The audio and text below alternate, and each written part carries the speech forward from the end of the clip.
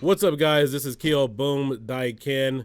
Today's video, some of you have asked me in the comment section, since I've done a couple of reviews going over the TNT booths and then also Phantom Fireworks. And so one of the questions that came up a lot was, how much money do the TNT booths actually make? And the answer is kind of surprising. A lot of people, well, first off, the way the booths work is they're all volunteer operated within your surrounding states. If you're in Nevada, California, or any other state where the booths are located, it's all strictly volunteer based on a non-profit organization. And if you ask anybody who has worked the booth or worked in any type of fundraiser, they'll tell you, oh, we made $5,000, we made $8,000, we made $10,000, we made $15,000 this year.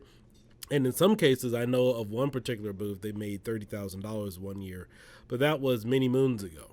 And so I'm going to give you guys something to look at. A lot of these numbers won't be concrete, but it is something for you to look at, especially for those of you who are business savvy. So the way it works is TNT gives everybody a certain allotment of fireworks. All the booth prices are the same between TNT. TNT has their own prices. Phantom has their own. Now, I believe many years ago, maybe back in the 90s, some of the booths, if I can recall, had different prices. I can't really recall that too much. I remember when I had to volunteer and work in the booth myself, working with the boosters, I believe some of the booths had different prices. And so a lot of these organizations, they're the Rotary Club, they're your church organizations, they could be your football team, your basketball team. Anyway, it's pretty much set up for people to raise funds for their local charity or event, or even some of the other events that are out there. But the way it works is they get their fireworks from TNT or Phantom. They have to have certain requirements. They have to have an RV. Somebody is always required to sleep near the premises to make sure everything is secure. And then, of course, everything is locked up and they're responsible for all that stuff. And then at the end of, I think, what is it, July 5th, after 12 p.m., they have to return all the fireworks back to where they got them. Now, the reason why it's July 5th at 12 p.m. is because that is the cutoff time to where you can legally shoot fireworks, or at least safe and sane fireworks, in the permitted states. So, again, I know of one particular booth they had killer year. They made $30,000 and they got half of that. So they kept $15,000. Now, this was, again, many moons ago. The organization did really well, but as you guys know, the booth pricing has been going up and sales have been really, really slow. In fact, it's been going downhill ever since the mid 2000s. So I have my calculator here, and I'm going to give you guys a breakdown as to the true expense of running some of these booths. And so, again, I'm going to use some of the LA County regulations because running a firework booth is still a business. However, it is all volunteer. But there's one thing that they really never show you, and I'm going to give you guys this breakdown. So let's say hypothetically your average booth brings in $10,000 for the year. All right, that's $10,000. And typically, for those of you who have ever been to a fireworks booth, it's usually managed by at least 4 to 6 people. And I believe the booth hours are anywhere between 9 a.m. to about maybe 8 o'clock, maybe 9 p.m. at night, but we'll go with that. I can't remember the exact specific hours, but it's somewhere around there, which is almost a 12-hour shift. But keep in mind, they don't have to pay any of these individuals. So let's go ahead and do a quick breakdown here. So let's go ahead and take the minimum wage, which is about $13 an hour, times 6. So let's say you have 6 people working all day for 7 days straight. That is starting at June 28th, 12 p.m., going up until June 5th at 12 p.m. So if you take 6 times 13, that gives you a total of 78 hours worked in one day. Now, remember, none of these individuals are getting paid overtime. It's all volunteer, but time is money. So what this is an actual breakdown of what it typically costs to run a fireworks booth. Now, if you guys are familiar with Redapplefireworks, Area 51, Outlaw, let's say Phantom and Pahrump and several, Spirit 70, whatever normal retail fireworks stores, they have overhead and they pay these people minimum wage or they pay them a substantial wage. They also have overhead like air conditioning units and other things they have to pay. Again, TNT booths, Phantom booths don't have to pay any of this kind of stuff, but again, time is money. They don't have to give anybody a lunch break. They don't have to go into the whole California mealtime period or a penalty.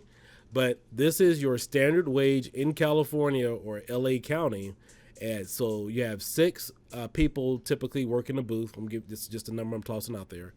$13 an hour. That gives you a total of 78. And so let's multiply that times 7.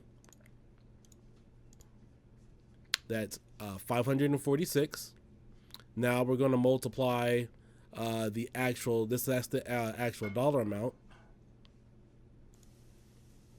Now, of course, we're going to multiply the number of hours worked in a day. Oops, my bad here. Let me back up.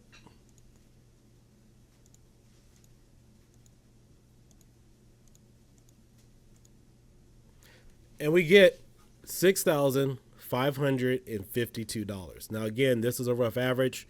So you figure if you have people working in a paid capacity, or if they were in a paid capacity, $13 an hour, 12 hours a day, and let's say there's 6 people working over the course of 7 days, that's over $6,552. Now, this doesn't include gas or any other expenses that they typically have to cover during the time period. So as you figure, if a booth is able to pull in $10,000, so let's go ahead and subtract 10,000 from this. Again, this is just a random number. They made $3,448. So people may want you to believe that they're making a lot of money, and honestly, they aren't. And again, yes, that is some substantial money, but people working for free, that's fine. It's volunteer status. But, if there was some type of labor law or anything that needed to be put into there, you actually start to see the actual true cost. Now, again, this doesn't factor in any potential lunch breaks. If this was a paid status, this doesn't factor in any California mealtime penalty. This doesn't even factor in overtime whatsoever. So for those of you who wanted to know, again, TNT and Phantom, they don't have a clear-cut cost in terms of what they let people keep. It's usually about 50%. But depending upon how they do, it could be a little bit more or it could be a little bit less, but nothing is really concrete. So I hope this little math tutorial in terms of how their price breakdowns helps you guys out. But again, it's all dependent upon how well the booth does. It all depends upon how much the firework company decides to let them keep. But when you start factoring in the true cost of everything, because again, nothing is free in this world, if it's time is money, and then you factor in all of the actual labor statistics, and again, this doesn't include, like I said, gasoline prices going up, people sleeping there at the location. It really starts to add up, and you start to see the true cost of what it is to run a booth. Now, of course, this number is going to be significantly lower if you only have, let's say, 4 people running a booth, let's say on a 12-hour shift. So that's a total 48 hours, and then over the total cost of, let's say, 7 days, and then you multiply that by 12. So then it comes out to $4,032 that it actually costs to run the booth. So again, guys, hope you guys all enjoy your 4th of July. Just wanted to give you like this little breakdown to give you an estimated cost, because a lot of people sometimes at the end of the year or actually at the end of the 4th of July, they say, hey, we made X amount of dollars, but never factored in the actual worked hours if people were working in paid statuses. So you guys all have a great day. I'll catch you later. Peace out. Bye-bye.